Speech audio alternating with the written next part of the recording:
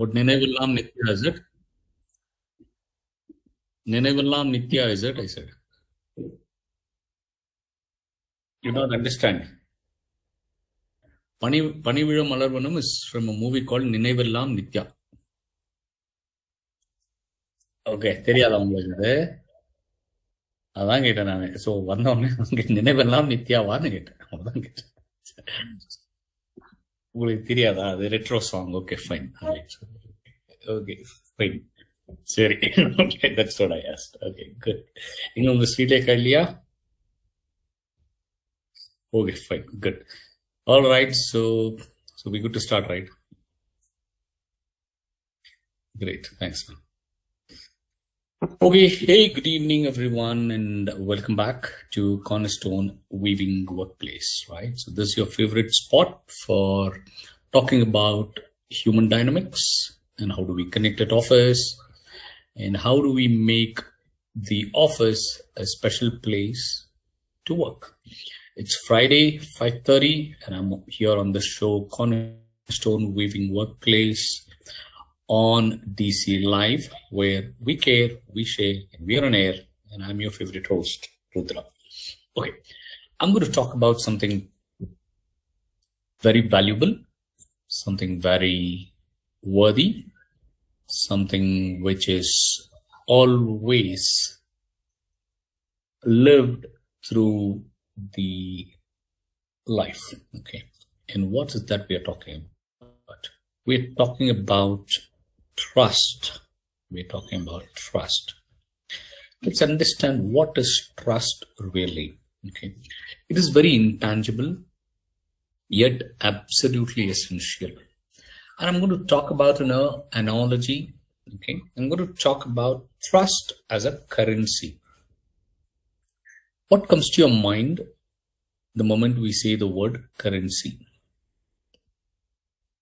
Cash, rupees, dollars, pounds, right? Euros, currency, right? Currency is something you earn, something you spend, something you save. We also use it to get things done for us. Now, in the workplace, the most valuable currency isn't cash, it's trust. Trust is the most valuable currency. And now that's what I'm going to talk about today. Think about it this way. You have a massive idea or a budget, but no one trusts your judgment. Can you actually project started? You have a brilliant idea, but your team does not really trust you to follow what you've been talking about. Will they invest their time and energy? Very unlikely. This is the non-monetary asset that kind of leverages every single interaction. So trust is that non-monetary asset. It's the confidence you place in a person or a team that they will do what they say they will do. Okay? It's the fundamental ingredient that allows you to kind of ensure belief that it will be done and you move straight to collaboration. That's what is trust. Now that we have understood a bit of trust, how does this work in giving what trust? So three things, like why am I comparing this to a currency? Because trust is something you earn, trust is something you spend, trust is something you save and you carry forward. And also, like cash or currency, it is used to get things for yourself and get things done. So it's very, very important that you build a trust. Now I've spoken about how does this work and how does this transactions work. I'm talking about earning the currency. Okay. So how do we earn this powerful currency? It doesn't appear overnight. It's built brick by brick, block by block. That's how it is built. The reality is that trust is a combination of two simple but yet difficult things. One is character, another one is competence. Now, what is character about? It's your personality. It's about integrity. It's about being reliable, transparent. Sometimes it's as simple as, did you admit the ownership of a mistake? Did you really hide it? Did you deliver the difficult news directly? Did you sugarcoat it? People trust those who are predictably honest, even when it's uncomfortable. Okay. Now, one way of earning trust is always close the loop, right? If you're promised an answer by Tuesday and you don't have it, stand up and say you don't have an answer. Okay. And that small act builds more trust than silence. Competence is about follow through.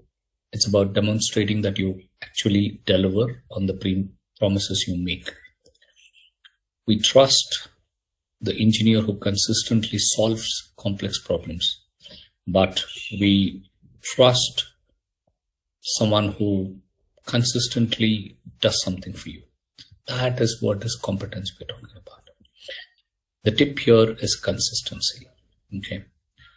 Now, you cannot do this, right? You cannot be very promising in 1 week and disappear the next. You got to be steady, reliable, and not someone who can just show sporadic brilliance. That's not what trust is all about. Trust is about being steady, reliable, and hence you become valuable to trust. Keep up your promises. That's where trust starts from. And that's how you earn trust. Okay. Now that you have learned how to earn it, let's talk a bit about how do you spend it, right? That's very, very important. As I said, it's like money. When you have currency, you can buy something which is worth, something which can be just decorative at home, something which is purposeful, something that adds value to life. Currency may work in such a way that you can possibly buy things that you feel like buying, but not with trust. Always use trust. Collaboration with trust should always be done for something when you're especially having or wanting people to collaborate with you. The trust should be for something very, very valuable, something which helps both of you, to not spend it because you just have to spend it. Don't do that. Now, that's on one side about spending. The other side of low trust, the cost of low trust, the flip side. What happens when the trust account is empty? 3 things gets hit. One is the speed, in the risk aversion, stress and energy drain. What happens with speed? When you don't trust or when you have low trust, everything slows down. If a team leader doesn't trust his teams, then it kind of, you keep putting in processes like more check-ins, more sign-offs, more documentation. That kind of slows down the decision making. High trust team can move fast because there's a lot of trust and autonomy for execution within the team. Risk aversion, right? So you risk an aversion. People may stop sharing good ideas. They worry that if they try something new and it fails, there could be repercussions. An environment without trust means fewer innovations, and people may just play it safe. That could be the reasons. Stress and energy drain. When you don't trust people, the team that you work with, the group that you interact with every day, you spend an enormous amount of mental energy looking over your shoulder, verifying information, deciphering motives. That energy should be spent on serving something purposeful, maybe something new for your customers, solving business problems. Okay. Low trust is like the tax that you pay on the business. High trust is like a return on investment. It is a dividend that pays out in speed, innovation, and psychological well-being. Now, we've spoken about all of the ways that you earn trust, spending trust, low cost or low trust. What happens? There could be, let's be real, right? Trust breaks sometimes, right? We may miss a deadline. We sometimes may end up communicating poorly. We fail to deliver. Good news is trust, unlike money, can be repaired. Okay. Repairing trust comes down to accountability and action. How do you do this? How do you do this? We're talking about missing a deadline, you communicated poorly, you fail to deliver. How do you do this? 3 clear things. Own the miss. Don't apologize for the result. Sorry, the report was late. Apologize for the impact, right? Or own for it. What it could have cost, right? There is a saying that goes in trust.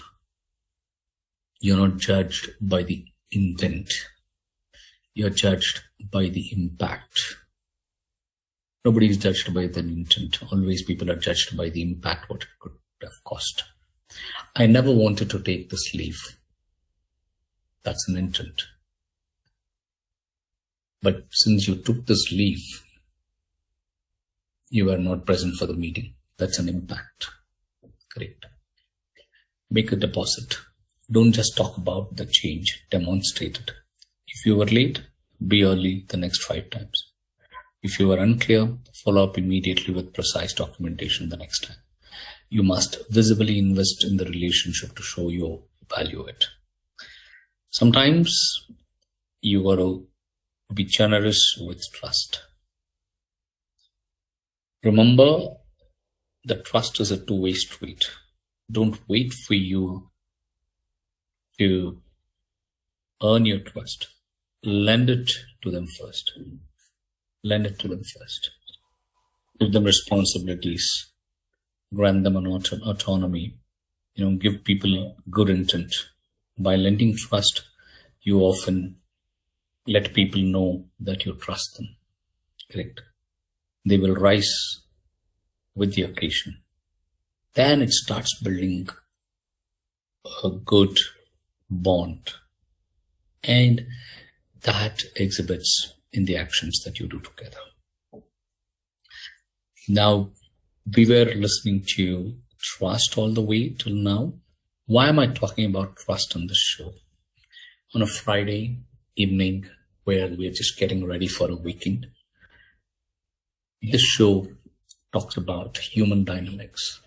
Cornerstone is that which helps you build something. And that is why the show is called Cornerstone. Weaving is because you knit relationships. You knit people together at workplace. And that's what we talk about. Cornerstone, weaving, workplace. Okay. It's the silent contract that makes work meaningful and productive. Keep earning it. Keep investing in it. And watch your foot the next time and move it towards the right direction to earn your trust. All right, people, that's all the time we have for today's discussion on trust as a currency. I encourage you to think about where your trust account sits with your team, with your colleagues, with your managers, supervisors this weekend. And what is that one small deposit you can make on Monday morning? Think through that, and I'm sure you're going to come up with a great week next. Join us again next Friday at 5:30 p.m. on Cornerstone Weaving Workplace, where we talk about human dynamics. This is your RJ Rudhra signing off from the show on DC Live, where we care, we share, we are on air. Thank you. Thank you, Shakti.